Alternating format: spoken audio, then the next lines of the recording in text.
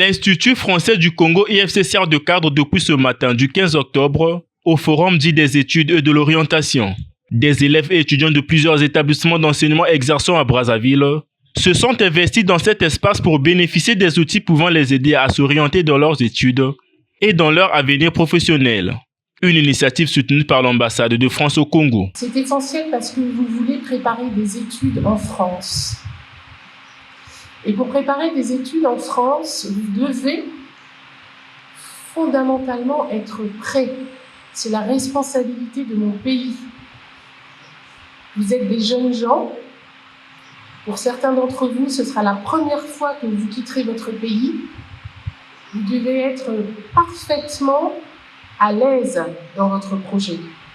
Et quand je dis à l'aise, il y a plusieurs aspects. Il y a un aspect financier. On vous demande de bloquer des crédits sur un compte. Pourquoi ? Parce que la vie en France, c'est cher. C'est cher.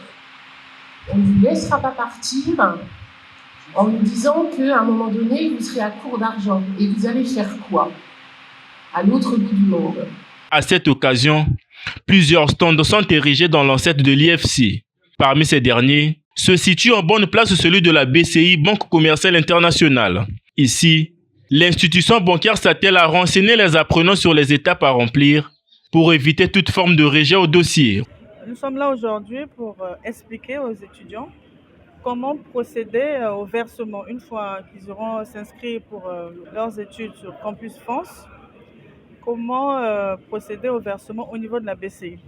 Campus France a un compte au niveau de la BCI. Donc l'élève viendra faire le versement directement dans le compte de Campus France. Pas dans son compte propre, pas besoin d'ouvrir un compte à la BCI pour s'inscrire au niveau de Campus France. Ça déjà on doit le savoir. Il se présente avec ses 75 000 et un bordereau de versement. On insiste sur le code CG parce que c'est ce code qui permet à l'IFC, donc Campus France, entre guillemets, de reconnaître l'étudiant au moment du rapprochement du versement. Lors du remplissage du versement, ce qui compte le plus, c'est au niveau du nom du remettant.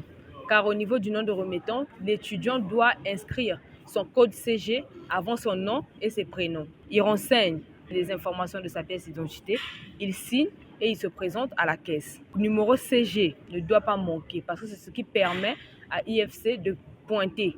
Dès qu'il voit le code CG sur son relevé bancaire, il va pointer et comparer avec le nom de l'étudiant. S'il n'y a pas de compte CG, l'inscription sera rejetée et les fonds ne seront pas remboursés aux clients.